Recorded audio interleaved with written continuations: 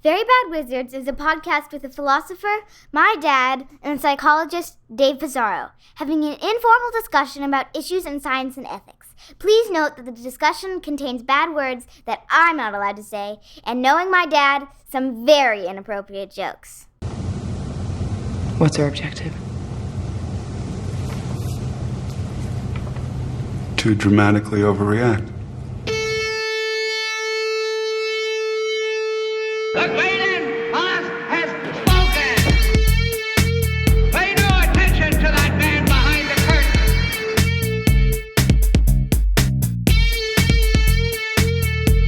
Who are you?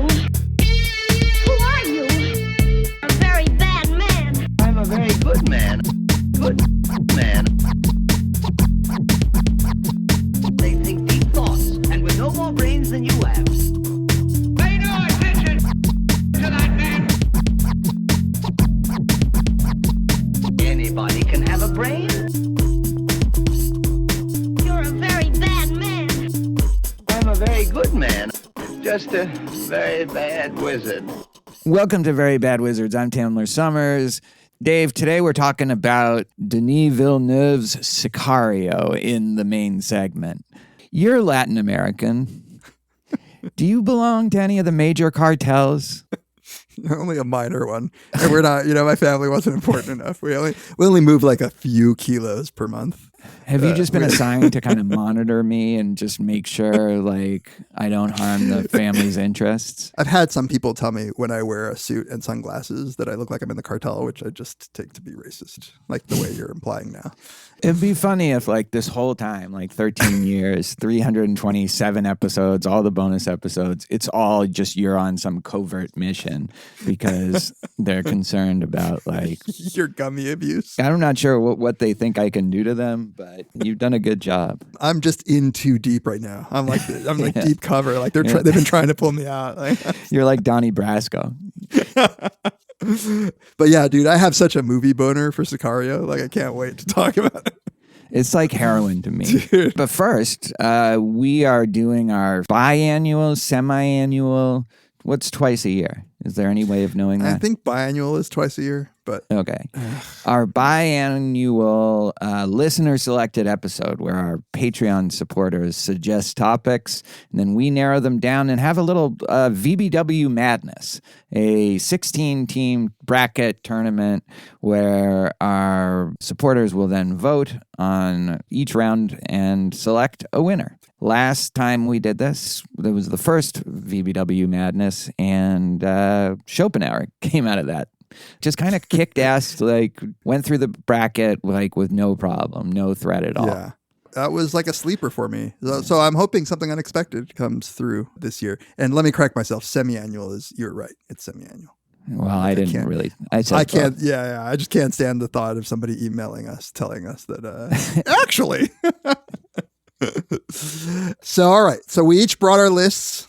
Yeah, this comes from 155 suggestions. Is that right? Yeah, or at least comments. Like there were some replies, but mostly. Yeah. Actually more because lots of people put like multiple abuse the system, I don't think that's an abuse of the system. Yeah. I like calling it that, but the only kind of rule we have is like try not to suggest long books, and then everybody just does that. So yeah, if we're gonna give them shit for anything, that's the one. Although like sometimes we do books, like Blood Meridian one of That's these true. way back in the day. So and I have a few on my list. So we got to narrow it down to 16 for the tournament.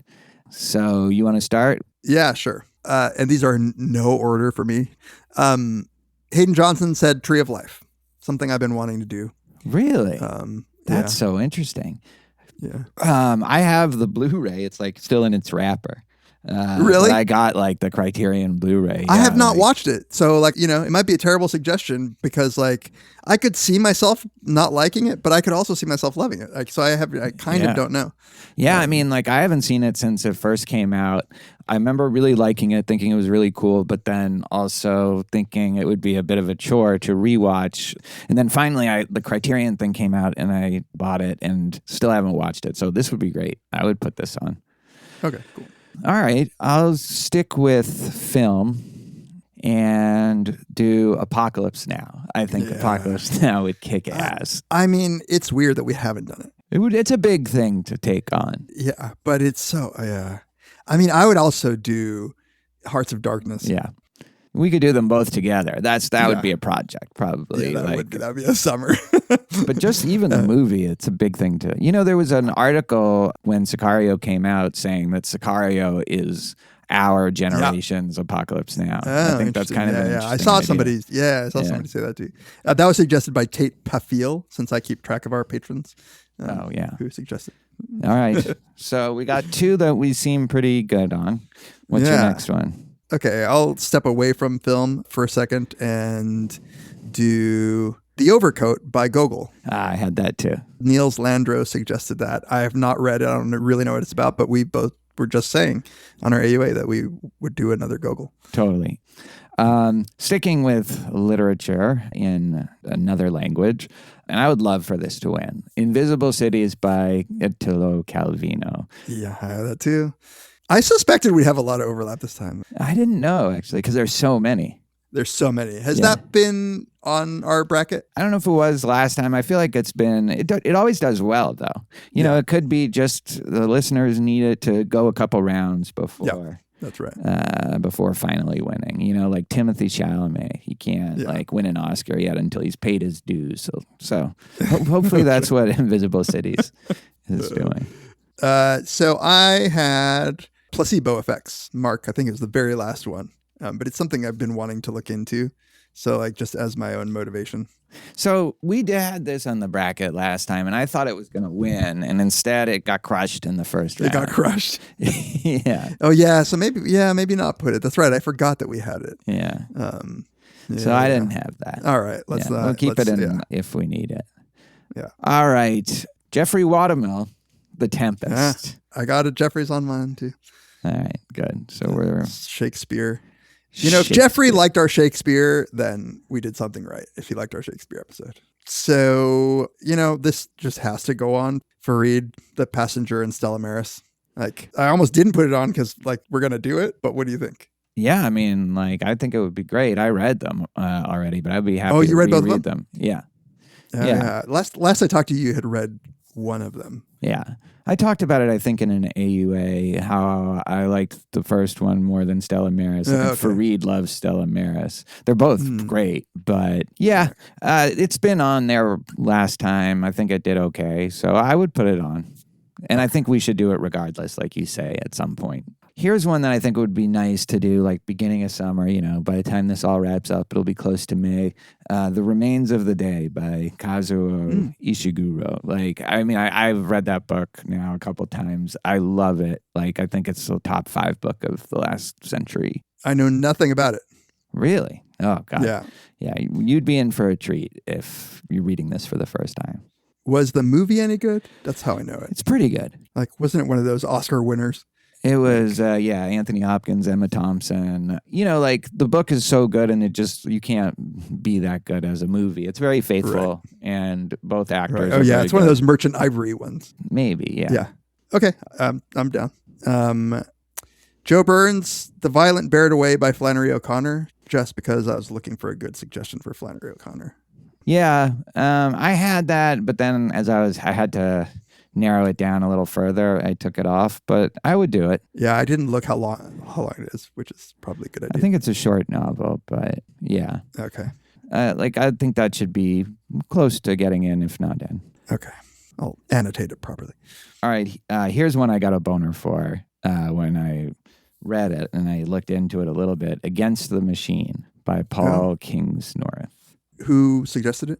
Joe Pykuch. I don't know anything about it. What is it? So here's the Amazon description. How a force that's hard to name, but which we all feel is reshaping what it means to be human. in Against the Machine, furiously gifted novelist, poet, and essayist Paul Kingsnorth presents a wholly original and terrifying account of the technological cultural matrix inventing all of us, with masterful insight into the spiritual and economic roots of techno-capitalism. Kingsnorth reveals how the machine, in the name of progress, has choked Western civilization, is destroying Earth itself, and reshaping us in its image. From the first industrial revolution to the rise of artificial intelligence, he shows how the hollowing out of humanity, hell yes, has been a long game, and how your very soul is at stake. It's prophetic, poetic, and erudite. So, yeah. How long is it, though? 368 pages. Yeah, let's see. Let's keep it in mind. I had a feeling as I was reading that, I had a feeling you weren't gonna. It's a great book. It's a great 4.5 average review stars on Amazon. Back burner. All right, fair enough. You're up. All right, Sari's Kiki's Delivery Service. Just another excuse to put a Miyazaki on. Yeah, I just don't know if I would want it to be that one if we're going to do another Miyazaki. I remember not loving that. I only saw it once. Eliza wasn't really into it, so we just never put it on again. But I remember thinking, because we were just watching them like constantly at that time, that wasn't my favorite. Like I would want to do Howl before that, Howl's Moving Castle or Castle in the Sky. I mean, I feel like we're constrained by what people actually wrote. So like I was looking for a Miyazaki excuse, but like I think that's the only Miyazaki that was on. Yeah. And it was actually recommended by another person too. So back burner. But I think it would be fun to do another Miyazaki soon. Yeah. All right. You're up.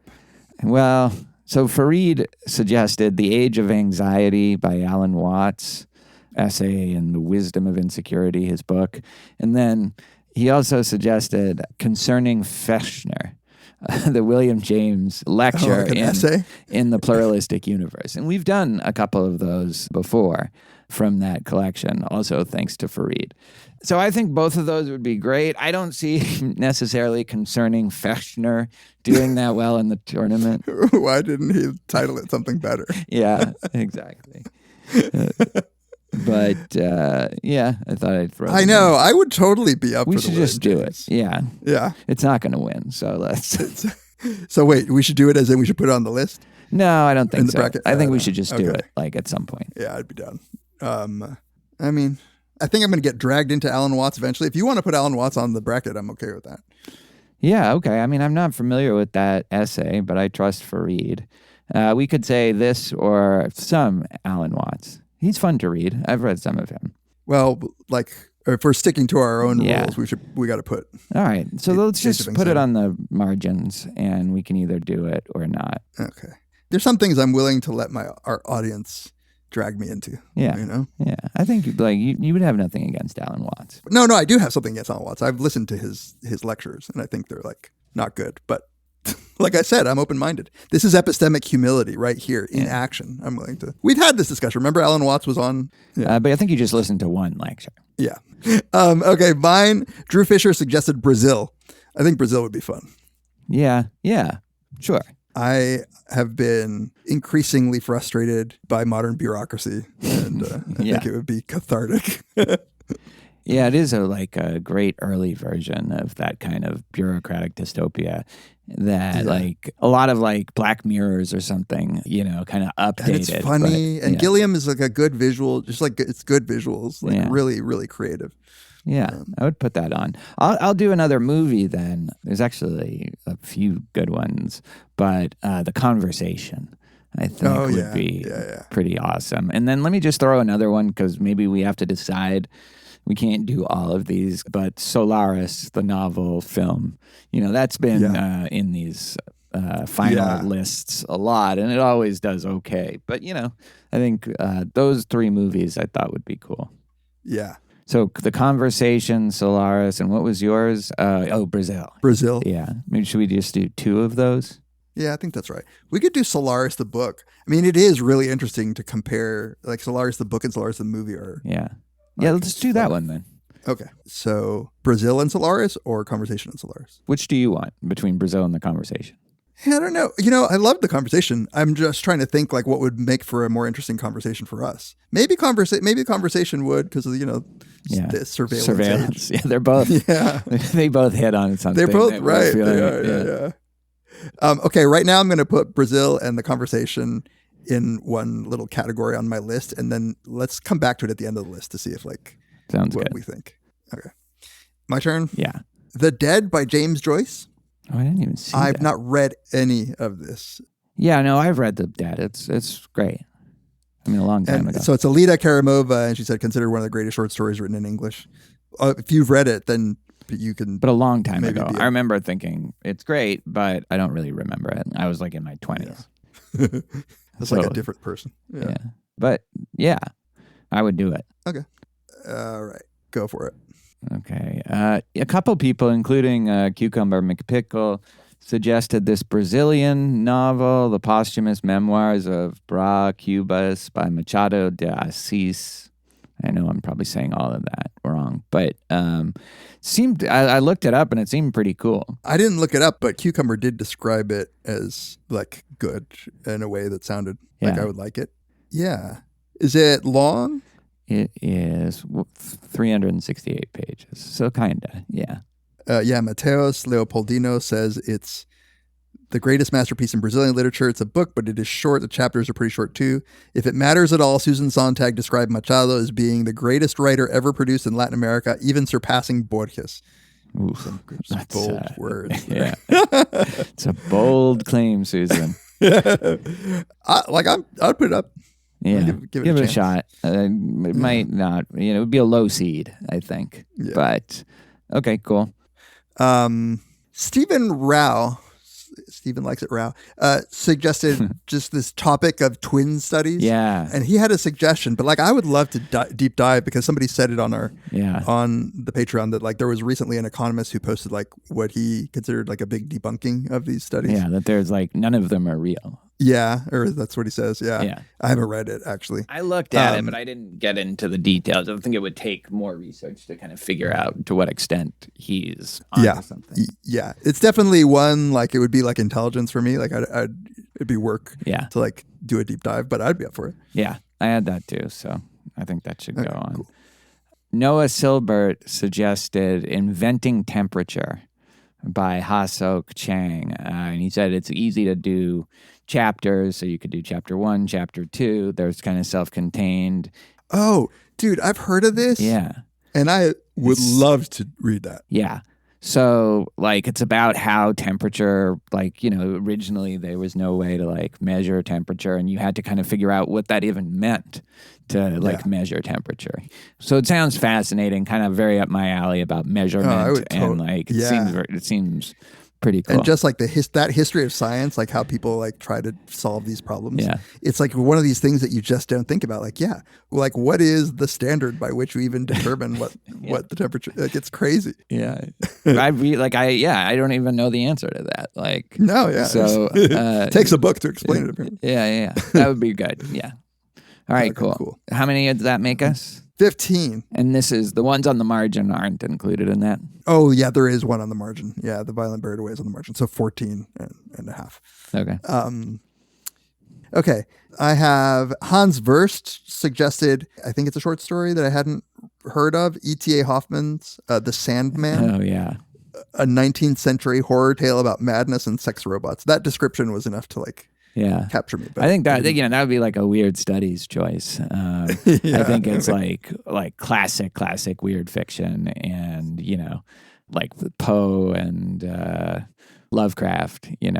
Yeah, Gothic horror short story from 1816 about a student whose childhood trauma involving the mythical Sandman.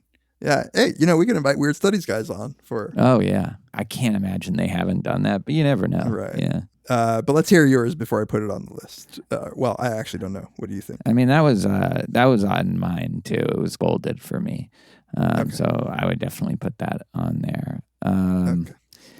Oh well, we talked about do we do Bartleby? Yeah, right. So what's funny is when I saw that suggestion, I was like, wait, didn't we fucking do Bartleby? Yeah, and so I had to Google our own podcast, and no, I had a false memory, but we were about to. And in my memory, Tamler came up with like some idea that was just like we had to do it so we kind of abandoned it, or maybe we weren't that excited about it when we read it. That's my only worry is I kind of have a memory of that, but like I've read it like before. I thought it was very cool, but I think like the only reason not to do it is I feel like we made a decision that we didn't want to do it. Let's go back to it. Maybe not put it on the list, but go back to it and give it another chance. Because I would love to do some Melville. If not that, Billy Budd or The Confidence Man. Yeah. I think The Confidence Man would be very cool. So, Melville is on our minds right now. Okay, cool. That would be 16 if we put that in. No, that's 15 unless we put The Violent Bear It Away. Either like The Burnout Society and the Neil Postman amusing ourselves to death. Like I think that one would be pretty fun. Yeah. Yeah, I'd like that. The only other one I had was Purity and Danger by Mary Douglas. Oh yeah, what's that? So it's the anthropologist this is a book from the 60s. It's sort of like very seminal in like the purity stuff. Like I assigned the first 2 chapters for my purity seminar that I'm teaching. The first chapter is like bad because she's just talking about what other people have said. But then the rest gets good. So like I have mixed feelings about it. I would probably want to skip the first chapter, but it is, very much like Mircea Eliade tradition. I've already forgotten how to say it. That kind of stuff. But I think Amusing Ourselves to Death would be better. And it might do better in the tournament. Yeah. So let's just, you're doing this already. As you're teaching it, you can kind of figure out like what would be the best way for us to do. Yeah, there might be a chapter. Yeah, so we could always do that. It sounds like something I would love. Yeah, I think you would like it. Amusing Ourselves to Death. That makes 16. And then we just have to decide between Brazil and The Conversation. So read them out. Tree of Life. Apocalypse Now. The Overcoat. Invisible Cities. The Tempest. Passenger Stella Maris.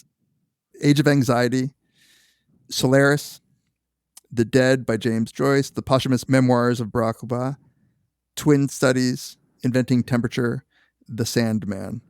And then we had the maybe is The Violent Bear It Away, and we had Brazil or The Conversation. Actually, that's without The Violent Bear It Away, we're at 15. Let's do The Conversation is my instinct between that and Brazil. All right. So I could flip a coin on those. Okay. And then, that actually puts us at 15 unless we include The Violent Bear It Away, which I'm not sure. I feel like we could still go to more of the short story first and then do the novel maybe after. Yeah. So we just need one more then. Like he said, James Magee said the psychology of aging and treatment of elders as just a theme. Yeah. So the psychology of aging might be fun, if deeply depressing. Yeah, like there's so much in that literature, though. Like I feel like we need a thing. Yeah. What about you? Do you have any others? Yeah, the one I had was Legs Got Numb because I pooped too long, which is actually his name. Suggested a couple of short stories by Khalil Gibran. I don't know how to say it, or Khalil. Satan and the Tempest. I don't know if they're any good. Yeah, I don't know anything about that, but that should be one we look into. This is so great, this thing, because now we have all these topics. I know, it's like a whole new Slack. Exactly. I'll just mention this one that is great, which is a couple of TV animated series that I don't think we should do, but I'll just say them just in case. Common Side Effects, which is this animated series about a guy who discovers a mushroom that makes you immortal. It's really good. Okay. It is really good. And Scavenger's Reign, which is like this surreal animated series. I'll take an edible and watch those. That Scavenger's Reign on edibles would be crazy. Wait, actually, we just got a late comment. Celtics fan 101 suggests Dave rewatches Straw Dogs. That could be a good one. Thanks, Celtics fan 101. Is Celtics fan 101 a middle-aged Jew from Houston? I don't know. It didn't say. No, I do think Herman Hesse's Siddhartha could go on there, though. Or Steppenwolf. Both have been suggested. What is Steppenwolf about? Steppenwolf is a kind of Like, I read it a long time ago, like 30 years ago, but I remember it being kind of a fucked up, very cool story about, like, you know, a modern story about a guy in Germany, I think. Yeah, it's a little surreal.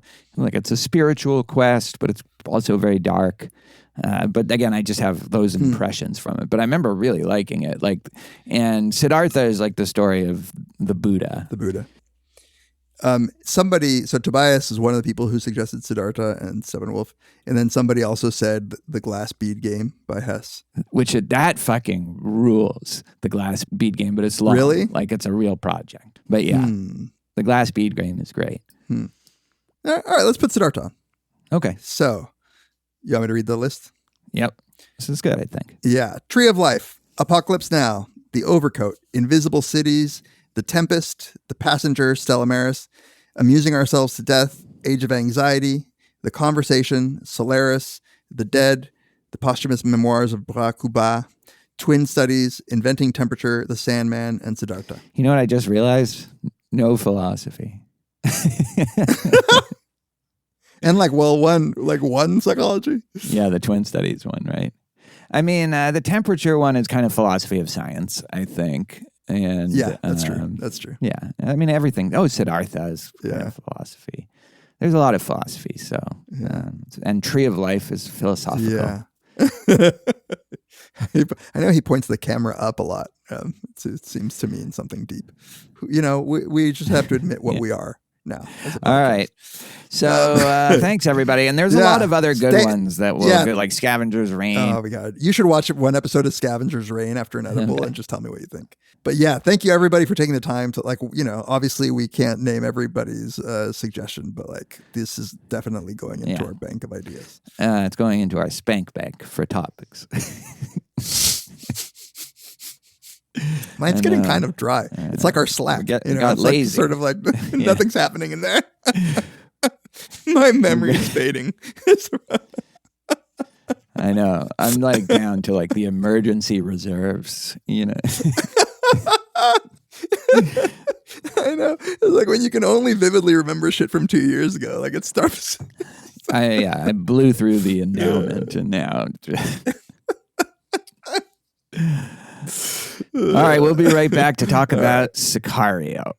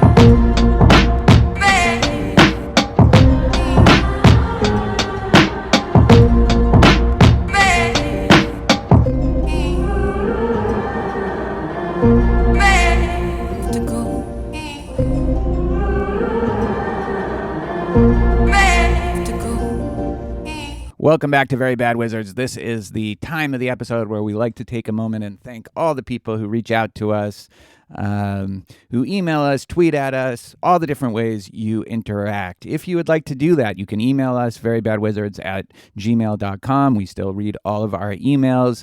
You can tweet at us. You can like us on Facebook. You can join the subreddit. You can like us on Instagram.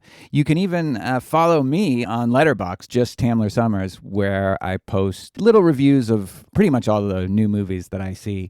And a really helpful way of supporting the podcast is to give us a 5-star review on Apple Podcasts or Spotify or wherever you kids are listening to podcasts these days, if kids do listen to podcasts. If you would like to support us in even more tangible ways, The main way to do that is to join our Patreon. And there are a bunch of different tiers. At just $2 a month, you get ad-free episodes all the way back, and you get 9 volumes of Dave's Beats. $5 and up, that's the bonus episode tier, which unlocks so many bonus series, the Ambulators, the Reintegrators, and now the Lotus Eaters on 2 books at a time, 12 episode series on Homer's Odyssey. And we'll have another one of those coming next week.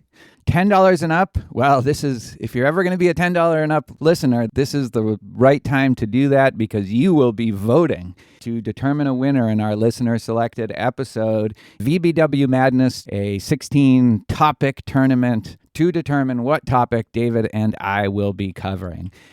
You also get our Brothers Karamazov series at that level. And finally, at $20 a month, you can ask us a question every month in our Ask Us Anything series, and we will answer it in a video for you and audio for all of our bonus tier listeners.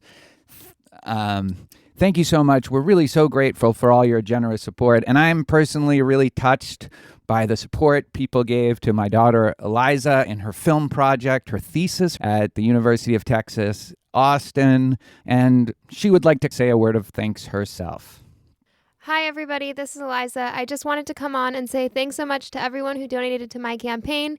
We shot the film last weekend, and it went great, and it absolutely would not have been possible without the help of all of you guys. Thank you so much, and I'm so grateful to be a part of this community. All right, let's get to our discussion of Sicario. All right, let's dive into our main topic for today, the movie Sicario from 2015. Sicario is a crime thriller written by Taylor Sheridan. It's the first of his kind of Western trilogy, along with Hell or High Water and Wind River. Have you seen either of those? Nope. Hell or High Water. Well, actually, they're both excellent. They're not Sicario, but they're both excellent. We could do either of those. It's written by Taylor Sheridan, directed by Denis Villeneuve, shot by the cinematographer god Roger Deakins. Oh, man, did he bring it for this. Bless his name. Yeah. Stars Emily Blunt, Josh Brolin, and Benicio Del Toro, who are all just absolutely, they're all give outstanding performances. Everyone's just at the top of their game in this movie.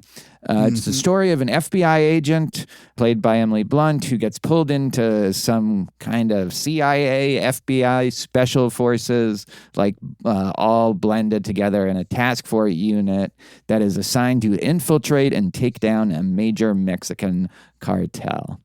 Dave, what did you think of Sicario? What's your history with it? I didn't see it when it came out. Like, I think the first time I saw it was just on a random whim a few years ago.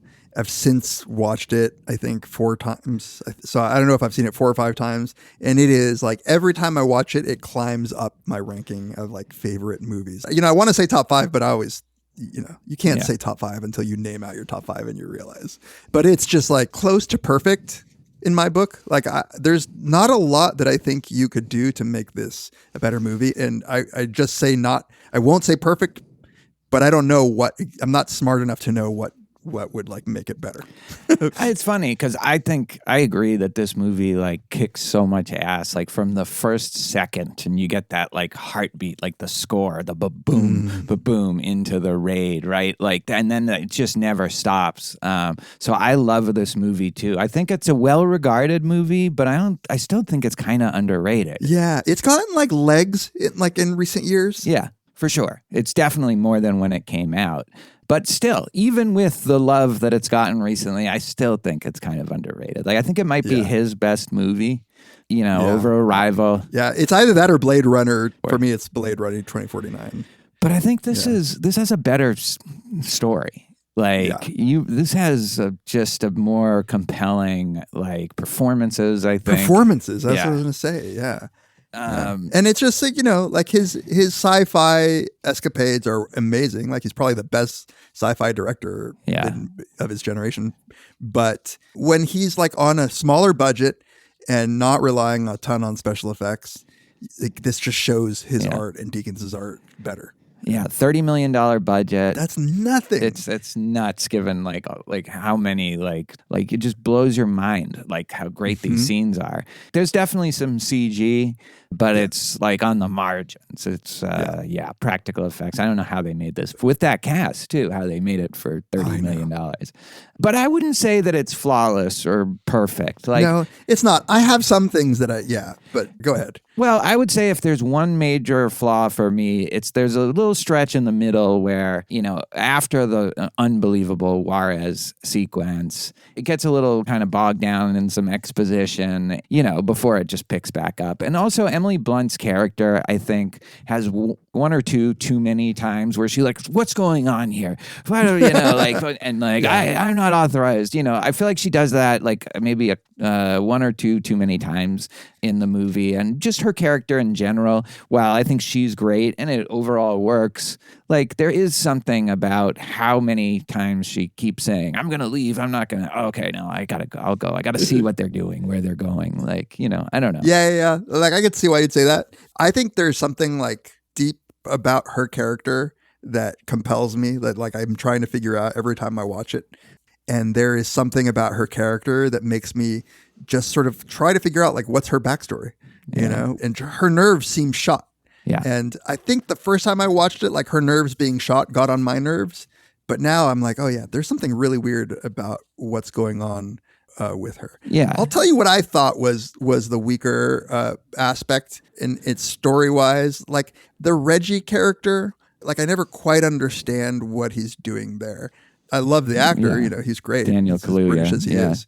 But like sometimes I was like, wait, so why do we need this guy? Yeah, he's always the one that's like trying to be protective of Emily Blunt, Kate. Yeah. And like both of them, I think this actually works. They're always pushing back, they're always trying to do kind of small acts of resistance, and they're always just immediately dispatched, like in so many different ways. And then like the greatest example is in the last scene of like towards the end of the movie where the Reggie character gets mad and tries to fight them, and like one of the special forces guys just pins him down and says, just lay back, baby, let it happen. Yeah, it's so fucked up. Yeah. But for me, the highs of this movie, like the building of the tension, like the scenes, the pace of it, it's weird. It is a slow movie that moves quickly in my mind. Like, I don't know how to describe it because, it's hard to build tension well. And I think that this whole movie is one big sort of like exercise in building tension and minorly relieving it and building it back again. And, the action is very short. Like it doesn't last very long. Like, but it's intense. Yeah. And the violence is fucked up. Yeah. Yeah. It doesn't pull any punches. And yeah, there's just so many set pieces that like I just like injected into my veins. Like it's just done so well. The score, the shots, like everything, and just every little detail of the performances. It's just so masterfully done. And I really think like everyone is at the peak of their powers, it feels like. Like Josh Brolin, I think, is so phenomenally good. And he's like, I really like him and other stuff, like especially Hail Caesar and No Country. But like, I feel like this is his best performance. And maybe that's true for Benicio too. It's certainly up there. Yeah. I think for Benicio, for sure. Yeah, maybe for Brolin too. But like, yeah, Benicio. I kind of like if I had to be gay, like I think I might be gay for Benicio. It's funny though because I listened to like every like Team Deakins podcast that was, and there's a lot on Sicario, and one of them is Benicio Del Toro comes on and is interviewed by Roger Deakins, and Benicio Del Toro, I swear to God, go and listen to it. He sounds in the interview like he's some like 65-year-old like Jewish Borscht Belt comedian, or Jerry Lewis or something like that. Like it's the looks like Jerry Lewis. It's the most bizarre thing. You're like, I was doing a dub. Wait, is this really him? It's a good interview, funny. But you have to get past that. So maybe that would cure your gayness. I've been looking to cure my gayness. Yeah. Anyway, one other thing I really like about it is I think it works well on the level of just telling a absolutely compelling story about something that's really happening. But then I also think it works as a broader like allegory for just the way U.S. like imperialism works and the covert operations and how they turn people against each other and how that operates. So it's like a really good story about that story. But then also I think it has this kind of metaphorical resonance. And, you know, it's the character of Kate, I think, is an interesting to think like, what does she represent in that picture? And because on the one hand, she kind of represents us, like it's definitely from her perspective, which is like, we know what she knows, which is often very little. Yeah. It makes the tension that much stronger that we're thrust into this without knowing anything. Like you said, we only know what she knows, and that's not a lot. Yeah. Even visually, she's just confused. You get a lot of shots that are directly from her perspective, and you feel the confusion. Yeah, you feel the confusion, but then also, like us, you're kind of drawn to the violence. You know, she's always, I was complaining about this, but part of this is, it's like probably how it works is they get corrupted little by little until they're kind of eaten up and they're not useful anymore. But like she kept going back. Yeah. You know, they make a real point of it. She had to volunteer to be on the task force. And every time they're like, do you want to just stay here? And she's like, no, you know, and she always goes. Yeah. So I think that's also means something at a broader level, in addition to being like us too. Like, oh, I don't want to see this, but I also do want to see this. Right. You know, as you're talking, I'm just thinking about one of the things that I like about this movie is it manages to avoid some tropes. And one of the tropes that it avoids, in my mind, effectively is that the Kate character, Emily Blunt's character, is not one of these like women who are really trying to make it in this world of violence and who are getting shit on by like the other authorities, but who powers through and in the end, like, you know, catches the villain, like Silence of the Lambs, right? Like, so she's kind of broken by the end, and you feel like she was just never cut out for it. No, you know. Yeah. And that's same, I think, for Reggie. They are completely out of their depth. Like, these people are professionals. They've been doing it for a long time. And they are the minorest hassle to have to deal with, whatever they can put up. Every time they try to resist, sometimes physically, they just get immediately like tackled and brought down and choked and threatened and, you know. Yeah. And if there's anything to me that they represent, like what Kate's character represents, like I hadn't really thought about it until you were talking about like who she might be representing. I feel like she represents this sort of naive view of what the U.S. does. Yeah. And like the sort of default view that you get if you're raised in the U.S. and like you watch the news about the war on drugs and like the bust or whatever. And she is taken into the actual world. Like I saw somebody say this is like a fucked up Wizard of Oz. Like the way that the U.S. actually operates with like no compunction, like in other countries. Yeah. Yeah, kind of like the liberal view of she wants to do things the right way, but she also, you know, wants to actually stop these horrible things from happening, like these guys having 35 dead corpses in their walls, you know, and so she wants to get the dirty work done, but she doesn't want to actually do the dirty work. And like they're already past that. Whatever moral crises they might have had are long behind them, like everything. And then there's the Benicio character, who's just this other mystery that seems like he's with them, but he's also very apart from them. And we find out why at the end. What do you think about spoilers? Like, I was thinking that there's only one thing that I think is a spoiler in this movie, and that's what happens at the dinner scene. Besides that, like, I don't think like this is a spoilable movie. No, I think you're right. Maybe that Benicio Del Toro is actually Puerto Rican. He's actually a 72-year-old Jew who is in the he has like a 28-year-long like gig in the Catskills. Yeah, now that you compared him to Jerry Lewis, I think that cured me. He also has so many cool lines in this movie. My God. I used one the other day, like a few episodes ago, I used one of them to open it. It was the one where he says, your American mind can't understand. But like in the end, you will. In the end, you'll understand. Listen, nothing will make sense to your American ears. And you will doubt everything that we do. But in the end, you will understand.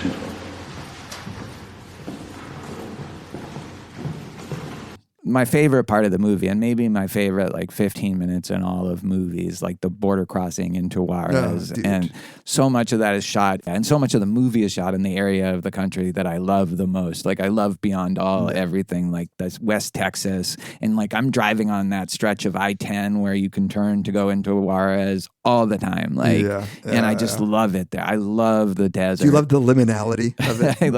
I love the wide open spaces. Like I love, the scene at the end where they're going into the tunnel, just the thunderstorms, like all the 5 different thunderstorms that you can see all on the horizon because you can just see forever. Like I live for that shit. And then this movie captures that so well. The geography features so prominently here. The whole notion of what a border is seems so strongly like a theme of this movie. You're just seeing divisions everywhere. And one of the things that I noticed visually is like that again a visual trope that was avoided here, because like when it was made, they could have easily fallen into this trap of color grading Mexico differently than the U.S., which was just something, it's like a very Breaking Bad thing to do. Yeah. It's like Mexico's like orangey. And kind of warmer and brighter. Yeah. I feel like they do that for the story of the kid and the crooked cop. Do they? I feel like they do a little, but I think that works because the other parts of Mexico don't have that. So I think it has a kind of warmth in those scenes. But that's just what I thought. I don't know. Like I didn't look that up. Yeah. Here, like whether you're on just on that side of the border or just on this side of the border doesn't really matter that much. Like it just shows that, there's a very strong, this is two sides of the same coin. Absolutely. Where the US is more powerful, but it's just the same shit, It's like levels of corruption. And at one point, Benicio Del Toro is warning them when they're in Juarez about federales, don't trust the local, you can't trust the police. Yeah. And then she just gets betrayed by an American policeman. Yes, right. Exactly. And it doesn't hit you over the head with it. Not at all. But it's just it doesn't really matter which side you're on. Yeah. I would say if there's one point where it does hit you over the head with it a little bit is at the end where the crime boss says, do you think the people who sent you here are any different? Who do you think trained us? That's the line I hate the most in the whole, But I think it's just the culmination of something that has been within the movie the whole time. This is two sides of the same coin. They feed each other. They work with each other. Here's a cartel member working with the task force. They're all the same. It's just like a different set of tools that you have, And I don't know if you noticed the use of mirrors throughout, but again, it's a very through the looking glass, like this side and that side. The one thing I'll say that isn't like that, and I don't know, you could maybe make this into a criticism of the movie, but I think it's just also part of the genre. For whatever reason, Mexican cartels don't typically have the kind of glamour of the mafia or something like that. It's usually just 8 levels more fucked up.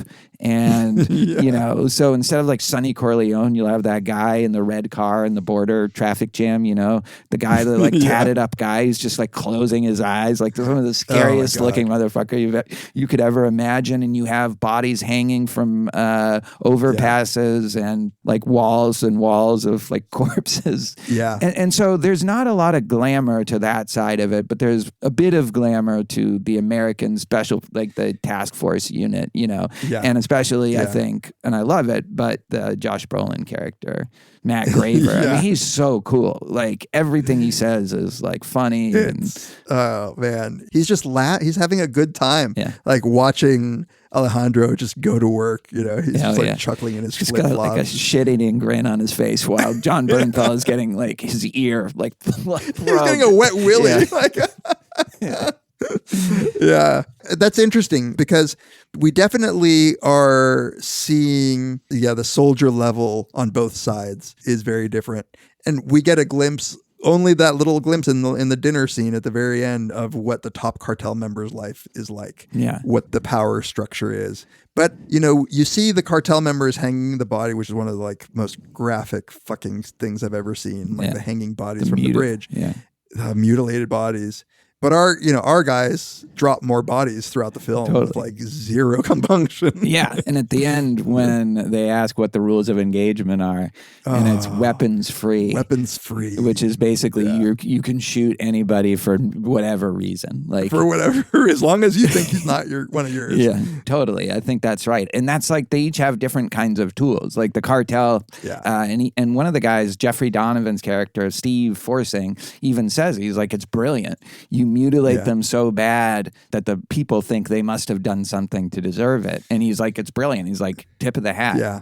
And as he's saying that, if you've already seen the movie once, you know what happens to Alejandro's family. Yeah. And you see just Alejandro sitting there having to listen to this guy sort of just nerd out about how cool it is, what they do. Yeah, and that whole relationship and his character is, it's revealed, like, I feel like at a perfect pace. We just get trickles of information about him, but he maintains the mystery of his character for so long. And I love the way that it's revealed. We only see him from behind at first as this sort of mysterious figure. And my understanding is that the screenplay had a lot more sort of dialogue for Alejandro and maybe just exposition. And the thing that I remember the most is that when they're on their private jet, their CIA private jet, before she knows who she's working for or where she's going, she's just met Alejandro and he's sleeping on the plane and his like hand is shaking. And then he wakes up, like, one of the best jump scares is him waking up from what's clearly a nightmare. And just the performance there, the look on his face of like just whatever that is. And in the screenplay, apparently, like, you were supposed to see exactly what he was dreaming, which would have been like his backstory. It was about his family. And like what happened. And not knowing that, like the pulling back the Alejandro character is just so good. Yeah, like Deakins was saying that Benicio was like the only actor he ever worked with who kept wanting to give away his lines. Like he would give them to Josh Brolin, and he was so like impressed that Josh Brolin could just make it sound like he had been like rehearsing that for months. So that's very cool, awesome. And I think it's a great choice on both of their parts. There's also another big change. The opening scene was not going to be our opening. It was going to be on Alejandro, like torturing some guy, almost drowning him. Apparently, like shot in the morning, which would have been cool, the kind of symmetry of this opening shot in the morning with Alejandro and then, the night with Alejandro. Right. Like I could see like why that would have been in the script.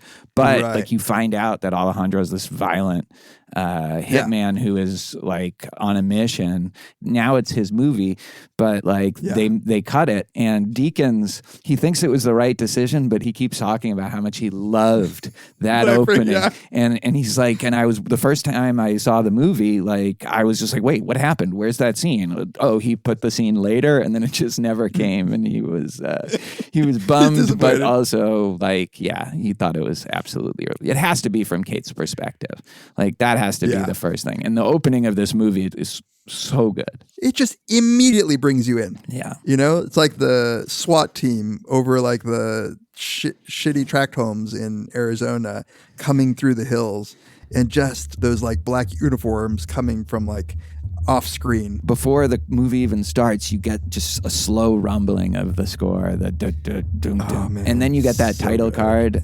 The word Sicario comes from the zealots of Jerusalem, killers who hunted the Romans who invaded their homeland. In Mexico, Sicario means hitman. And then, you see the like convoy and the soldiers coming in from the side. And the dust. It's like so cool. Like the dust coming through the window. So good. Yeah. You're seeing the light come through and you're seeing just the dust in the air, which you see a couple of times again. I get the sense from Villeneuve, this feeling of him as an artist where like it just comes out of him, where he just says like, let's shoot it this way. And then it's just because it came out of him, like there was some deep symbolism there. Yeah. He says that, I'm an intuitive filmmaker. Only afterwards do I kind of figure out, what exactly I was looking for. Yeah. That soundtrack, by the way, Johan Johansson is the guy who did it. He also did The Arrival. Yeah. I could tell. Yes. Yeah. They're similar. Yeah, they're very similar. Yeah. It's also subdued, like it's disciplined. Yeah. There's just not a lot there. It's not No Country with no, no music, but it's not a lot. Yeah. Yeah, the wow, wow. Yeah, there's like that just like it's very mid-aughts. it was in my head like all day, that score, like that part of it. It's just great. Like, yeah, and it doesn't overdo it. Like, it really is kind of perfectly like matched with like a suspenseful scene or something, and like the way it builds. It's just, I think Villeneuve, like, he's like, this is cinema. Like, that's what he's trying to do, and that's what he achieves here. Like, all the elements. Yeah. So she, as the FBI agent in that initial bust where they find just a ton of bodies in the wall, which I'm not sure like why they do that, but I guess you've got to dispose. Well, they like kept asking, where's the hostages? Where's the hostages? So I assume they were keeping hostages that they thought they might be able to rescue alive, but no, they were in the walls. No, what I was wondering is why they put them in the walls and not bury them, but I guess it's just hard to get rid of bodies. Yeah, it's hard to bury all those graves. So she gets in a shooting, like she shoots the guy. He busted the hole in the wall, and that's how they find the bodies. And then you just get like this visceral, like everybody's vomiting from the smell of the bodies. It's so good. I love the cut to everybody just puking outside. Yeah. And then more fucked up shit happens where like there's a booby trap and another explosion. That's like all due respect to Alfred Hitchcock and his thing about a bomb exploding out of nowhere isn't suspenseful, but seeing the bomb under the table, just taking away that suspense, is like, this was pretty fucking suspenseful, like. Dude, it was like, he spends a little bit of time, where they're looking at the cops who are asking for the bolt cutters to break the lock. And you don't know if they're suspecting that something's going to go wrong, but like there's just enough time. I think maybe there's someone down there or like, you don't know what's going on, but something about the score and just the cuts make you think. Dude, yeah, exactly. And then just the explosion it's like, you very much get a sense like you were in there. Yeah. And then you get the cop crawling and there's just body parts. Yeah. It is really, really visceral. What a way to start a movie. Yeah. And then it gets like horror almost, like with the guy crawling. It becomes like horror, and it cuts to her in the shower, like almost like Psycho, like she's got blood on her. Exactly. So, and this is all just for me to say, like from the get-go, she seems shook. She seems like she's like, we learn later on that she has had 5 officer-involved shootings already. So I'm like, well, what's going on with this woman? Like, she's attracted to the violence, but she seems like PTSD'd. Yeah. Like the way that her hands are constantly shaking. Yeah. She always needs a cigarette, and she always needs a cigarette. Yeah. And there's like a symmetry with the cop on the Mexico side. Yeah. Who is working for the cartel. As just like he's part of the federales, but he's like corrupt. But Villeneuve lingers on his fingers to show you how like stained they are from the cigarettes, and you see this like empty ashtray, and he's like having to pour liquor into his coffee in the morning, and you get the sense that he's shook too. Yeah. It's like maybe he got dragged into doing what he's doing because he fucked up somewhere, but whatever it is, like he's not dealing well. Yeah, there's the scene where he's like putting his hands in his head on his bed while this kid is saying, let's go play soccer. It's draining him, like this whole thing. And then, drinking at the table for breakfast, and the wife gives him kind of a look. And it's like, chill, bitch. He just needs a little pick-me-up, Like he like winks at his son. That's so cute. And the son tries to wink back, but he can't wink, so he closes both eyes. I think that actually works. And it's something that could easily not work in less skillful hands. But, it's a real frame of the movie. It's like, this is the human cost of what's happening. And that, ending with the soccer scene, it all works. I think we got exactly the right amount of that stuff. Yep. And you're right. In lesser hands, it wouldn't work. And a lesser scriptwriter wouldn't bother to give you like that human story in Mexico, I think. Yeah. Because otherwise you just see corpses, like mutilated corpses all over the place, and bad. Like, we need to have some kind of emotional connection to real people who are affected by this. So I think that I like that works. actor too. Yeah, he's really good. All right. We introduced Kate like on the raid right at the beginning of the movie because we are seeing the film through her eyes. And you're right that even in the first shot, she already looks like fucked up from all of this. She already looks traumatized. Like, she's good at her job. Like, she always can get the drop on someone. And with Brolin, we just get a shot of him from the back. Like everybody is talking. You don't exactly know what's going on. And you just hear him. And it's already like Kate is not in control. She's experiencing like one horror after another already, like 10 minutes into the movie. And this guy is just, He's this in guy's in his flip-flops. flip-flops. Yeah. Yeah, and you see it. This is a very clear like shot from her perspective. Yeah. And she's trying to figure out who the fuck this guy is, and he's in flip-flops and like, yeah. They're in a glass room. It's almost like here there's not a division, it's all glass, but there's a huge division between her and these people. Totally. It's like a soundproof glass too. Yeah. She can't hear anything they're saying. Yeah. And here's her first time where she has to say, I want to join this task force. And, Josh Brolin is the character, Matt Graver. What does he say he's doing? He's from It's like was it a DOD advisor? Yeah. Just, guy in flip-flops, just come along with us. And what we later learn is the only reason he wants her there is that he's CIA and they're not allowed to work domestically unless, if they're working with the FBI. So Right. There's a nice little scene where he reveals that when he says that. And Reggie, who's also an attorney, just mouths out the exact words because like it just hit him too. Yeah. Like he just realized it. And that's a fucked up feeling. Like, she thought she was brought along for her talent or her knowledge or something. But right away we learn that she doesn't have the knowledge that he has because he's listing off all of these like cartel family members and she doesn't know who those people are. That's right. So he has that. They have Delta Force working with them. So it's not like they need her like badassedness with a gun. Plus some U.S. Marshals from Texas. Love those guys. Some good old boys. Those guys are awesome. Those guys are awesome. Like I would watch a thing of just them. Totally. Yeah. Yeah. So he's like, we're going to El Paso, but that's when they get on the private jet. And she learns that they're not going to El Paso. And Reggie can't come because he says no lawyers. Yeah. It's very funny. Like when she asks where we're going, he goes, El Paso area. Yeah, and then you get the introduction of Alejandro. And that's a very weird thing. Like he's just kind of with his hands behind his back by the private jet, just kind of looking out. And Brolin says, that's my bird dog, Alejandro. What is bird dog? Like who's a hunter? You take him for hunting? Yeah, and who flushes out. A bird dog flushes out the birds, which is kind of what they're doing. Is flushing out a bunch of cartel members. Yeah. Another great line is after he wakes up from his startle nightmare waking, she's asking him questions.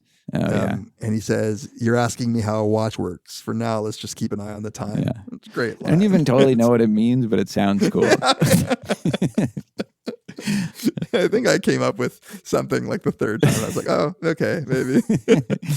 Maybe he's like, just keep your eye on the fucking birds like I am. It's like that. He knew which lines not to give away. Like,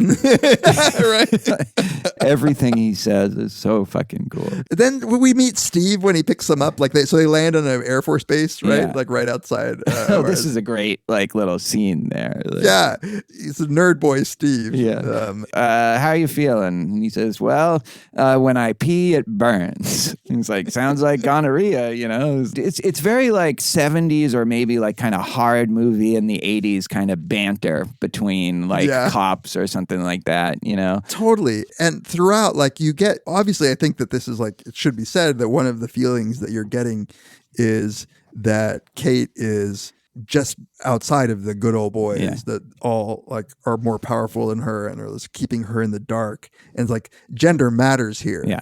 But like in the end, it's more than that, right? Totally. It wasn't just that they're being sexist, but it does matter. Yeah. Because they treat Reggie just as badly. Because he's black. Because he's black, yeah. Not a lot of other brothers in the unit. No. I love how when she's asking questions about whether he's CIA and Matt's like, dude, you were doing nothing. Like you volunteered for this because you were getting nothing done in Phoenix. Yeah, you were like sweeping up. Yeah, like he's pegged her. Like, yeah. But yeah, then they make their way in the caravan into Juarez, which is also just a great... Well, so you have like Benicio is like folding his jacket, like very calmly folding his jacket. And then you get this like helicopter shot. And this is where like, honestly, the 15 minutes that starts right there, if maybe my favorite 15-minute stretch in a movie like in all of the 21st century. Like I think like this whole sequence, which ends in the wide shot of Kate and Matt arguing, is just It's so good. Like, I can't even believe it. And the momentum of it, like, you're pulled along with them. Yeah. You're like crossing the border. But that shot of like the subdivision into the desert, like another border. Yeah. Looking through the fence. I love the shot of like she's in the car and she's looking through the border fence into anybody who's been like close to the US-Mexico border and seen just how like it's astonishing as you look into the other side, and it's just another world right over that fucking wall or fence or whatever. It's another world. But also the same exact thing. Like, it looks like where you are. It's just desert, you know? So it's both like another world and just the same as your world. You know, it's funny, when we were invited to do something in El Paso and then you couldn't make it for some weather thing, so I just went. The faculty there was saying they would go to Juarez all the time, like, and that it was fun, you know? So I think like Juarez at this time, or at the time that he was writing it, was a lot more dangerous than it was even like in like 2018 or whenever that was. Interesting. But it's so cool. Like they had a lot of establishing shots of Juarez, but once they get the convoy through across the border, they're shooting in Mexico City. Yeah. Those scenes. Because like, I guess the studio wanted them to shoot in Florida, but it's like, no, it's got to be Mexico. We have to see local Mexicans, Mexican culture. Yeah. The guys playing handball. You know. The great thing about those shots is that like you have a convoy of fucking Black American SUVs being escorted by federales, and nobody's really even paying attention. No, like this shit happens all the time. Yeah. And then you see the famous shot of the mutilated corpses hanging, and that's when he says, "Welcome to Juarez." Yeah. You don't even know what they're doing exactly. You've been paying attention, you know they're trying to get somebody, but you're not exactly sure why. Yeah. First of all, I hard agree with you about this 15-minute sequence. Like it's just brilliant. But it's so important that you are, you know, a lot of the shots are from the window where Kate's peering out. And you don't know really what's going on. And it's uncomfortable. And then all of a sudden, a fucking, you know, a nightmare to see those bodies hanging. It is one of the most fucked up, you know, obviously they weren't real, but it is like, it doesn't even matter to me that those bodies, like, I don't know what they used to do that. You know what they, like, I don't know, maybe I shouldn't even say this, but they couldn't just have, like, those kind of dolls hanging there because it would have freaked all the poor Mexico City locals out. So they just put sandbags there and then CG'd the corpses. Yeah, makes sense. That's exactly. Seems like but it like works. Like he's so good at that kind of little subtle use of CGI. Like you just believe they're real, and partly also because of Emily Blunt's performance, and like it's just super well done. And just them flying over the speed bumps, like you feel like that you're going, like you went over the speed bump yourself. That's what I was sort of like saying, like flying through the border without like having to stop and get checked, and then going over those speed bumps at speed is like all that stuff is like, oh man, you're just, there is like this speed to what they're doing and this urgency. Then they pull up to fucking like garage, like roll it up and like escort, you know, do a perp walk with some guy. And she's like, wait, what's going on? Like nobody ever tells her anything. No.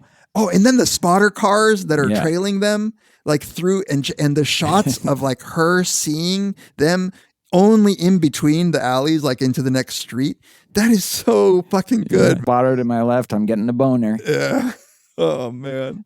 Steve, that guy Steve is a good character. So good. At the prison, they're going in, and it's very tense, but then all of a sudden, Benicio says they won't try anything here. If they try anything, it'll be at the border.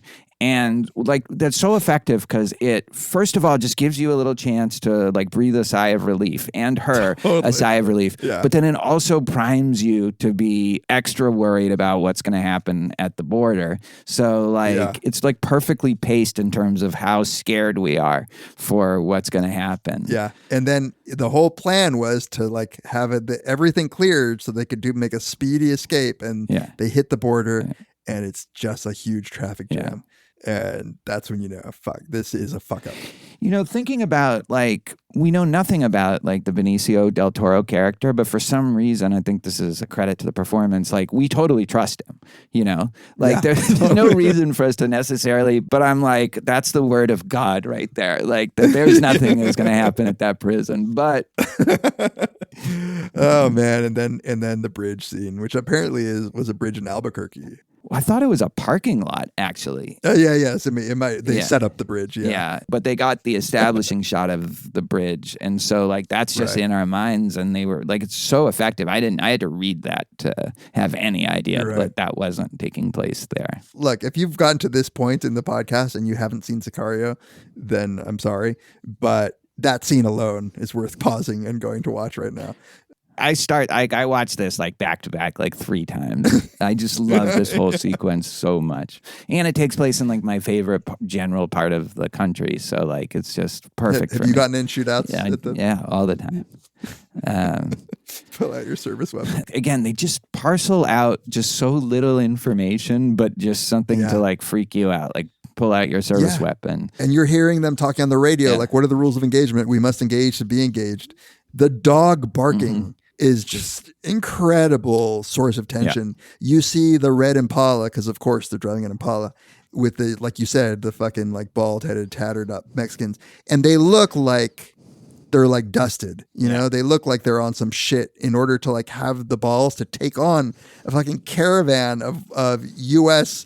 servicemen of some sort. But they're also like ragtag. Yeah, they're just like low-level street gangsters. Like that's what they are. They're pelados, like what we call them, like in Southern California. They're just clearly gang members, you know, who have been told by the cartel to do this. Jeez. The rules of engagement thing is a major like theme also through this. They're constantly talking about ROE, rules of engagement, like culminating in the weapons free. But this time they have to be pretty restrained, you know? Right. They can't get out of the car until they get out of the car, and they can't shoot until the other people shoot first. And like it is so like letter of the law because as soon as the guy's door cracks open, they're out. And as soon as like one of them like raises their gun, like to just shoot everybody in the car. Dude, everybody. And that's the violence that's built up in this 15 minutes of tension is literally like what, 15 seconds? Yeah. Like where they shoot everybody. Like it's just quick, it's methodical. And this is like, again, shows the asymmetry in the power of our side versus their side. The guy who is standing there sort of like hunched back with the gun, for some reason, that guy standing there with the gun is like nightmare for me. It's like, he's just clearly fucking like high on some crack shit out of his head. You know, it's about to come. And you know, like he looks like he's about to explode. Like you could, and like the way the music kind of is like it's like a bomb that's taken. Right. No, it's so well done. And it's so tense. It's masterful on every level. And again, Kate is like freaking out. She's told to get out of her car. But she stays, and she ends up having to, you know, this is her 6th officer involved shooting. She ends up having to take somebody out because she's aware enough to see in the mirror there's like a Mexican police guy who's coming to shoot her, and she gets him. And then she says like, what the fuck are we doing as soon as that happens? Which is just like, there's something about the way that she delivers that line. Yeah. It's interesting that you point out, I don't know if I caught this, that she's been involved with like 6 officer involved shooting. It's because they say OIS, and like it was only this time that I caught. I was like, wait, what? So it's like, why do I keep shooting all these people? Exactly. Like that onion, like, why do all these homosexuals keep wanting to suck my dick? You know, like... No, but I think that is a part of her character, is like there's like this mismatch between her rhetoric and what she believes, and what she might even sincerely believe, and what she actually does. She's constantly getting into situations where she has to shoot people, and like that's a lot of people to shoot. Like at some point, it's a you problem. Exactly. So at the end of the convoy scene, there's this famous like shot. It looks beautiful because it's like dusk of Kate and Matt, Josh Brolin and Emily Blunt having like this big argument, and it's in this wide shot that looks so cool because they look so small against this, you know, the gorgeous landscape, and it's something that wasn't like storyboarded that way. But Villeneuve just, as soon as he saw it, so they're having this kind of intense fight about what's going on. I don't work for spooks and all that, but it looks so small, you know, like you can just see that this doesn't matter on some level. Like she can stomp around and protest, but like it makes no difference in like the landscape. And so he just knew that's it. Like Deakins would say, do you want to shoot coverage? He's like, no, because then they might use it. You know, like he just knew he got it. That's like trusting yourself there. And it works so perfectly, I think. And again, that just shows like this intuition as an artist of like what's going to work. Exactly. Yeah. And like, that's so right to not trust, to not trust what the studio is going to tell you to put in. Yeah, I don't think he had final cut in this, but he had to fight for some things. And then there's the scene. So they have this cartel member who's the brother of a cartel member that they want to flush out. And Alejandro comes in with the big, gallons of water, presumably to waterboard this guy. Yeah, I think so. Yeah. We get a shot of the drain. We get a comment from Matt right beforehand because Steve is like giving him water. He's like tied up and he's like giving him a bunch of water. And Matt's like says something to the effect of like, that's pretty fucked up, like filling his belly with water right now. Because he knew what was about to come. Like this is where Josh Brolin is kind of at his most sadistic, like just his glee at what Alejandro is going to do to this guy. But do you think he waterboards him? Because it looks a lot more like he's about to like rape him. He does this weird thing where he like goes right up to him with dick in face. And like then you hear like and you see the drain, but you don't see any water in the drain. Like he's not waterboarding him. That was for the cameras because they turn off the cameras after he comes in with the water, and maybe he's just like fucking this guy. I mean, I wouldn't stick my dick into the mouth of somebody who I was like gonna torture like, for fear. That they might. So maybe, maybe it's not oral. But there's the scene with John Bernthal is the same thing. He's like grabbing his dick. Is he? I don't remember. When he gets into the car and right next to him and starts getting him, or at least that's how I read that. Oh, I thought he was just like, pushing into one of his wounds to like make him. Yeah, maybe. To make him, like, maybe I'm just seeing sexual assault where it's it's not. So.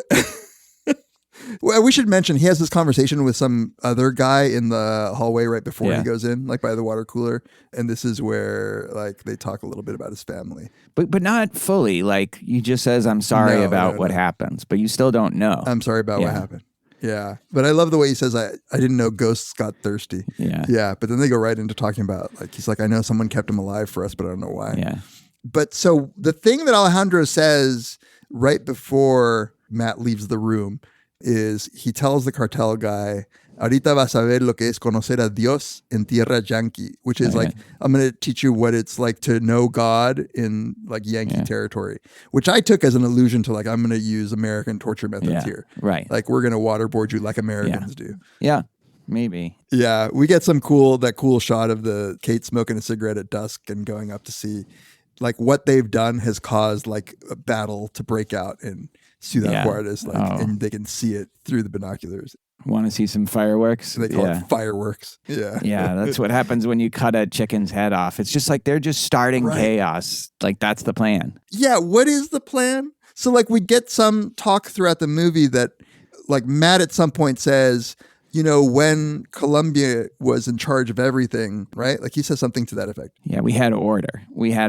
Yeah. Yeah. So the way this will be spoilers, but again, I don't think it's that bad to even know this going into the first time. As I understand it, they want to take down the Sonora cartel and reinstall the Colombian cartel that it turns out Benicio Del Toro's character, Alejandro, is working for, to have them just run everything because it's easier to deal with just one cartel that has all the power than to have all this. So like the task force mission is to plant Benicio to kill the head of the Sonora cartel so that the Colombian cartel can take over. And there's a lot of intermediary steps, which is a lot of the movie. First, you got to flush out Manuel, somebody, and then you have to track him. He's the only one that could lead you to the guy that killed Benicio's family. So I think like a lot of what they're doing is just so that they can get to that tunnel at the end and figure out a way to get him in, to take him down. And he is, people keep calling him Medellin. Medellin, yeah. Like I couldn't tell if that's his nickname or just the name of that cartel.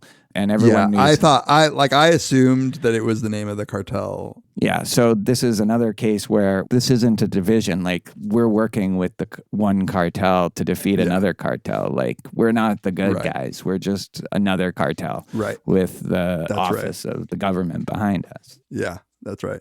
So the name of the boss that killed Benicio Del Toro's family is Fausto Alarcon, which is like, it is I think he made a Faustian bargain with this guy in the sense that he has clearly sold his soul in order to get back at him.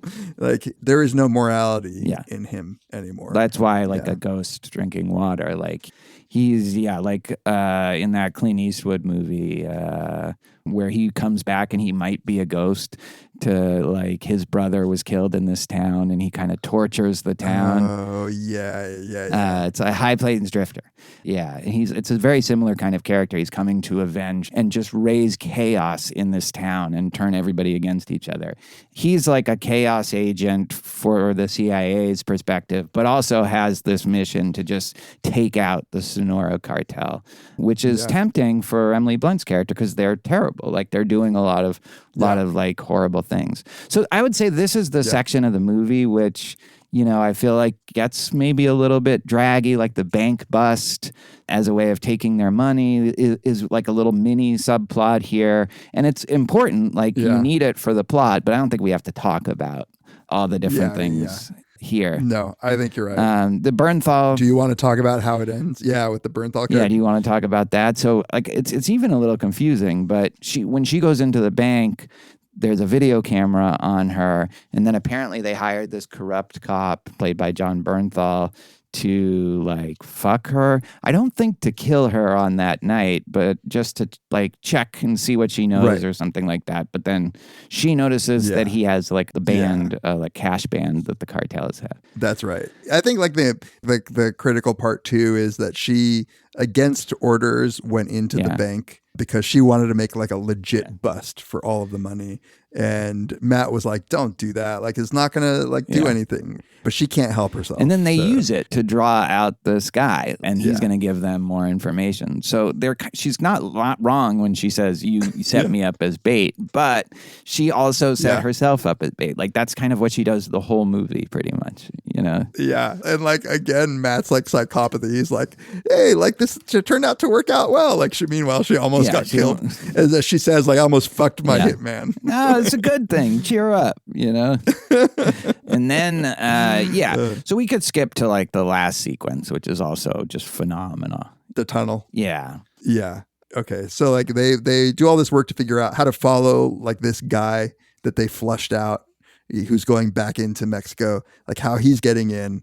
They figure out that there's these tunnels, like they talk to some coyotes, you know, some border crossing people, and figure out that there's these tunnels. And so they send a team down in there. And so like the goal like of sending that whole entire team like with Delta Force and everything through the tunnel is just to make sure that they clear the way for him. Is that right? They're really just supposed to start a lot of shit, blow a lot of things up, kill a lot of people so that he can kind of sneak his way into infiltrate the guy's house, which requires getting a cop, Silvio, unfortunately, because we kind of love that character or like him, to pull over this guy Manuel, who they've been tracking.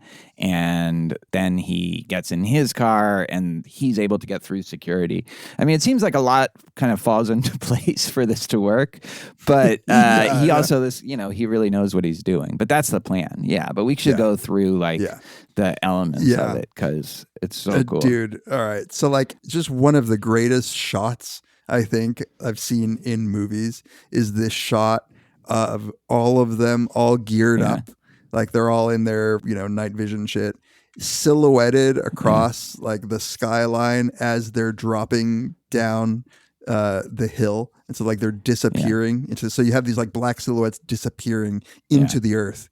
And it's just like, oh God. It's like the last bit of light in the day. And then like in the desert, it gets dark so quickly. So there's this last bit of light and there's a little orange on the horizon and all these thunderstorms going on, like miles away. And then, them just vanishing into it's just Roger Deakins. Yeah. How did he wasn't even nominated. I don't think anything was nominated. No, they were. They were. Deakins was for this? Yeah. I don't know if Deakins was, but they definitely got nominations for this. Hold on. The film received 3 nominations: Best Cinematography, Best Original Score, and Best Sound. Yeah, it should have won all of those. Deserved. Yeah. But so then all of a sudden they have these infrared glasses. Dude, and this is the cool thing. They have the night vision and they have the infrared. And this was all in camera Yeah. for Deakins. This was not like post. Like he figured out, like he worked with people to be able to shoot night vision. But the night vision, as he like says, is shitty. It's like grainy. You know, it's like it's not good footage because of all of the like artifacts. And he wanted like this different view. So like they figured out they could have only Alejandro wear infrared goggles. Right. And with the infrared goggles, you can see like just the heat signature of everything around you. And so we get shots of like Kate from his perspective. And the footprints. You can see the footprints. Yeah, they had to heat up the shoes to make the footprints last longer on the infrared. Cool. It's so cool, but like that they figured that bit out and like it looks good. Yeah, I would say there's one point where I was like, this is a little video gamey, but it's just so great. And you know, at the beginning, you get this briefing for the mission, and someone says like, want to go over the ROE, and Josh Brolin says, no, let's save it for later. And he said like, oh yeah, it'll be a nice surprise for the boys. Like they can just shoot whoever they want for whatever reason, you know, like. And it's like video gamey because it is like a video, you know, totally. It like very much is like a tunnel going through like where you shoot first the guys. person shooter kind of thing, which normally I don't like in a movie, but like this is pretty fucking cool. Yeah. You know what I like about it is it keeps us in the dark. It's confusing too. Like I find it confusing to know what's going on. And that's important to know, like Kate's confused too, you know? So yeah, I'm not exactly sure why she goes into the tunnel with Alejandro. She gets shot, I think, at some point, and they leave her. He shoots her, remember? No, but that's after she's already taken the turn into the tunnel, right? Yeah, but I don't think she gets shot. No, I thought or something. Like there's some reason why she got separated. And I thought there was some little skirmish like right before. Yeah, there was something in the action that led to her separate. Yeah, I don't know. I don't think she got shot, but there's something definitely. It's very confusing. It's very disorienting. Like they do that, I think, like on purpose because she's disoriented. Yep. Exactly. Yeah, and I guess she just like by accident sees what Alejandro is doing,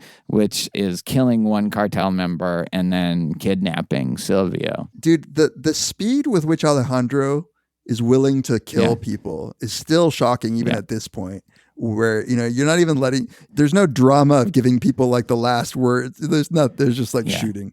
And when she comes out and she sees that, she points her gun at him. Big mistake. It's like it's the most badass move ever. Like his confidence in it, she just shoots her in the vest twice, just takes her down. It's like, never point your weapon at me again. Like it's not a fair fight there. Like this guy and her. How did a prosecutor from Juarez get to be such a badass? That's a good question. You know, there's a Sicario 2 that I'm going to pretend doesn't exist. There are fans of it. I haven't seen it. Have you seen it?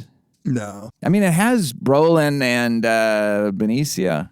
I know, but I hear like the script is not like, it's not Villeneuve and like it's not the Taylor Sheridan, but yeah, I would watch it one day, like if I don't have anything to do.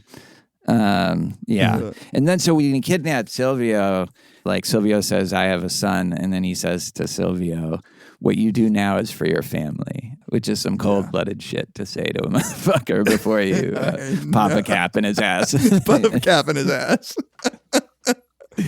And like he knows he's gonna die, and he just uses all these people and just lays like so many bodies in his wake. They're just strewn all over the place. Yeah, and there's actually like when Silvio pulls over the cartel member, and the cartel member's like, "Do you know who I am?" Like there's a lingering shot of just Silvio staring at Manuel, and it just, again takes like a long time, and you can just see he knows the bullet's coming for him from behind, and sure enough, the bullet comes, and then this is why. And that's his story. Like the person we've been seeing, these little like slice of life stories, like it's just his body. Like that's the end of Silvio. And like I found it like very emotional to be like, oh, that's how you go out, you know, like your whole story. Yeah, it's like an afterthought. It's like he's dispatched so casually by like, it's just like, oh yeah, and then he's on to the new guy. But again, like you were saying before, like you now are getting a sense of like who exactly are the victims. These are like human beings. Like this like a guy who likes his eggs with jalapenos and tequila, you know. Yeah, and whose wife has boobs. Yeah, I like his wife. And I like his kid. I like that actor. The kid's very cute, you know. It's very cute and just so sad. That shot of him looking at the bed in the morning. Oh my God, man. Breaks my heart. Exactly. Like that's just so well done and so kind of tastefully done. And it would seem so cheesy and like hitting you over the head, trying to manipulate you, overly sentimental, and it's not. And because it's not, you really feel it even more, I think. I know. It's just a quiet shot of the light hitting the bed, you know, and him just looking. It hits me every time. Yeah, you need like a French Canadian or like some other like non-American to have like the kind of patience and subtlety to do that right. Totally. You know? Yeah. Michael Bay wouldn't have had that. Even like Nolan, I think, would have like made it a little more like sentimental and, you know. Yeah, right. Like mawkish. It wouldn't have been done as well. Yeah. Then you get the great dinner scene. Here's where, if you haven't seen the movie, now you should turn it off. Listen to the very end of the podcast afterwards. Oh, man. Incredible scene. Yeah. Like they're just eating dinner at the table, and like the fear in his eyes at first is so striking. And, you know, here comes Alejandro with his guns or whatever. And the guy, Alarcón, is like, keep eating. Like, can you imagine? Your dad's like, yeah, just keep eating. He's like, your family eats every night, like while you have families killed. So keep eating tonight. Oh, and they do the thing like in Inglourious Bastards where they talk in English with the family right there. It's almost like a direct parallel to that scene where like they talk in English so that the family that's about to die can't really understand them. But you can tell that the wife kind of does understand them. And when he talks about like his daughter and what happened to her, you can see the wife like breaks. And I think like you could read it both ways, but it is probably both. Like she's both maybe a little appalled that her husband had this guy's daughter killed in such a grisly way. But I think that's also when she just knows, oh, we're going to get killed now. Yeah, right. There's this moment where I think Alarcón knows he's going to die and he switches and he tries to like play confident.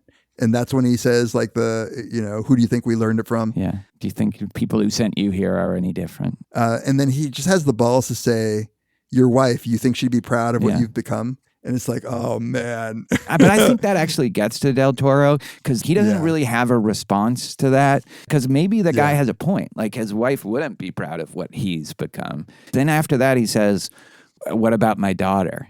So he immediately switches it to like, I have to kill you and you like for what you did to my daughter, you know? Yeah. That's right. I hadn't thought of that, but I think you might be right about that.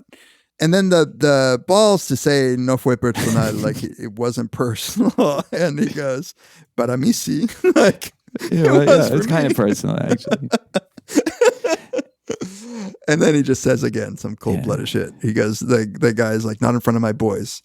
And he says, ahora vas a conocer a Dios. Like, time to meet God. Now you're going to know God. Yeah. And then like the guy says, okay, just like don't do it in front of my family.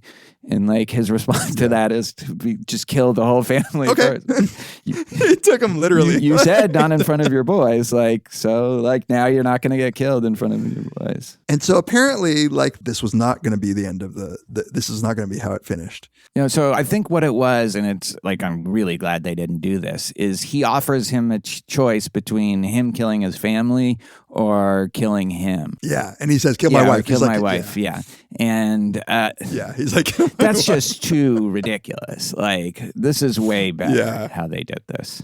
I'm almost surprised Taylor Sheridan, because like he's a really good writer. Like all those movies that he did at this time, they're all great.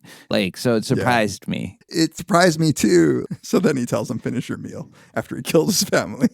Can you imagine being, but he doesn't. Yeah, like, and of course the guy's not going to. Like, what does he have to lose at this point, you know? And then he shoots him, and that's it. Then you have a fucked up scene with Kate. Yeah, that last scene where she's on the balcony smoking, and Alejandro just comes in. And this actually, like, we haven't said this before, but the whole time I think Kate really does remind him of his daughter. Yep. Because the first time he says there's something about you, like, I was like, wait, is that creepy? Like, in a creepy way? You remind me of someone very dear to me, he says. Yeah. But it was his daughter. Yeah. But then it's so fucked up that he's holding his gun. He's like, you're scared. When you're scared, you look like a little girl. And then he says that it's his daughter. And then he's like literally holding a gun to her like neck, her chin, to get her to sign the document. And it's like, you just said she looks exactly like your daughter. Like his soul is gone. I know. It's almost like he's recreating like whatever the trauma is. He's re-traumatizing himself, like seeing the scared look of his daughter, the terrified look of his daughter. Totally. Maybe he wants to feel it again. Maybe he stopped feeling it, And it's like under her, like I didn't really put it together, but he says like, if you don't sign it, you'll be committing suicide. And he's holding the gun under her, like in the way that somebody would kill themselves. Yeah, like exactly. I was too stupid to put it together. And she signs it.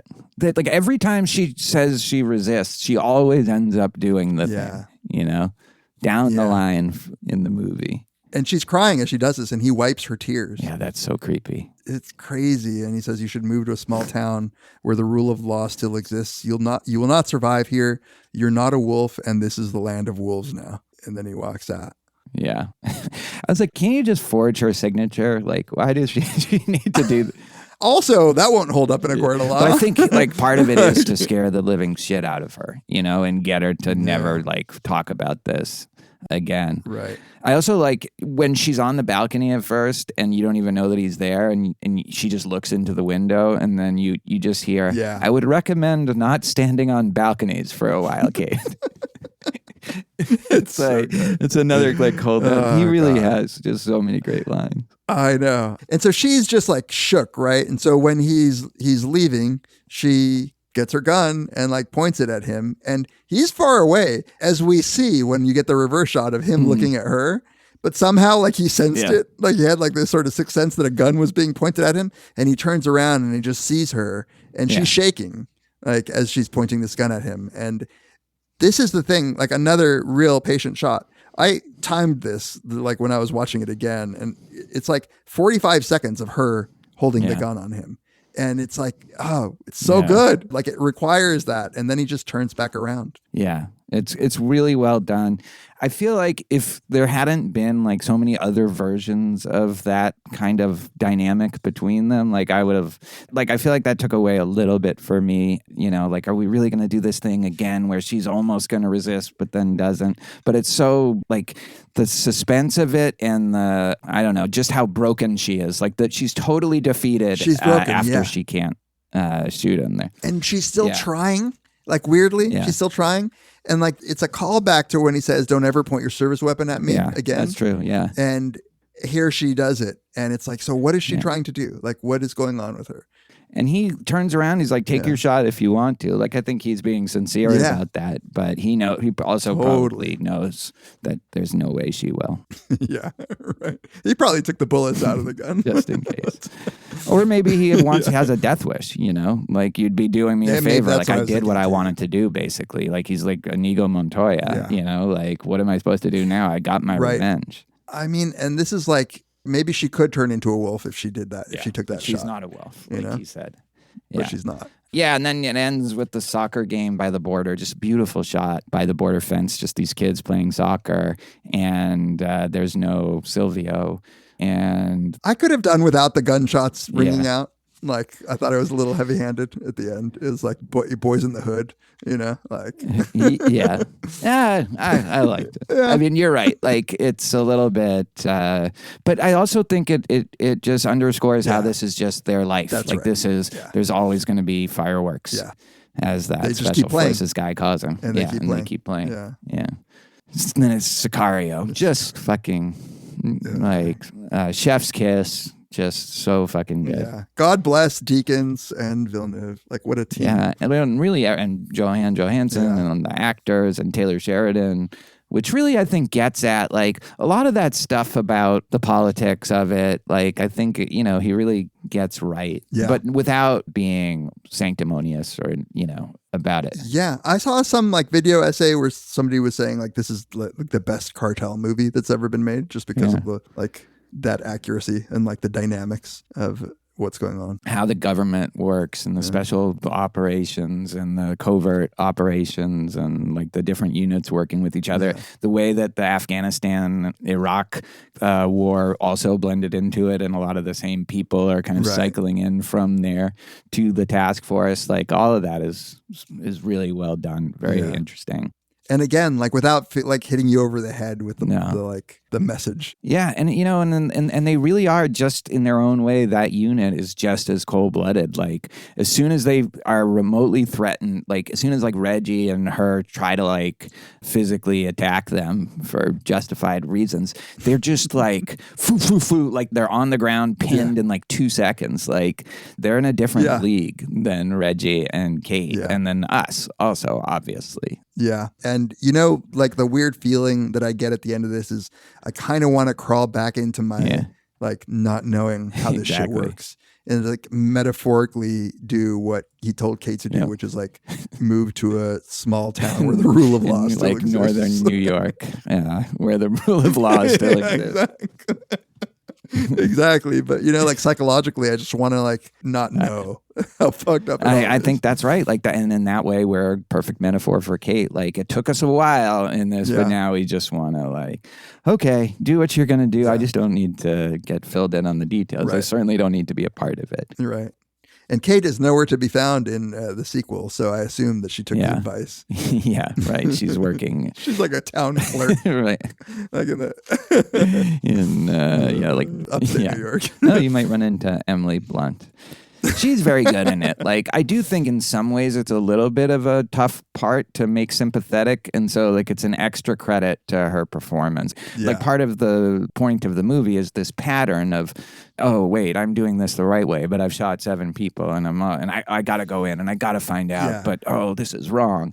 Like, it just, that keeps playing again. And so she kind of is like a whiny character at times. But she plays it so well that you like her and you're rooting for her. Yeah. And what like makes me not be that bothered by her constant sort of like this, you're not doing this by the book, who are you, whatever, all that stuff, is that she's constantly tempted to be a violent person herself.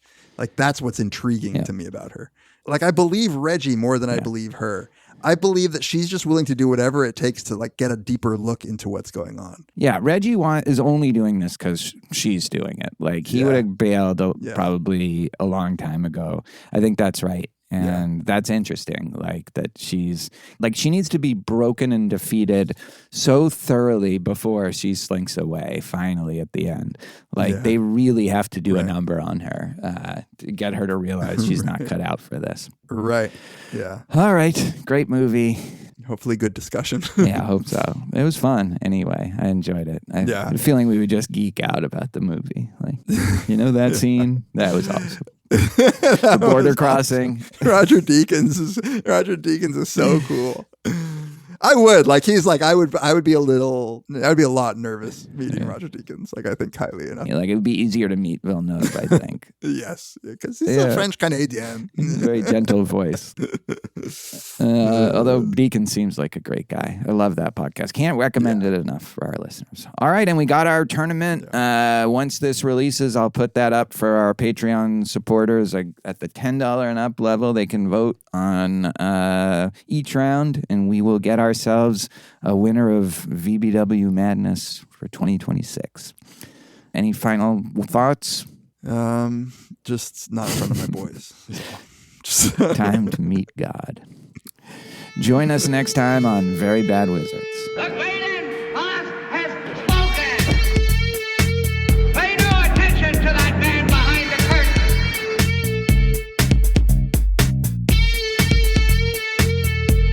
Who are you? Who are you? A very bad man. I'm a very good man. Good man. They think deep thoughts, and with no more brains than you have. Pay no attention to that man. Anybody can have a brain. You're a very bad man. I'm a very good man. Just a very bad wizard.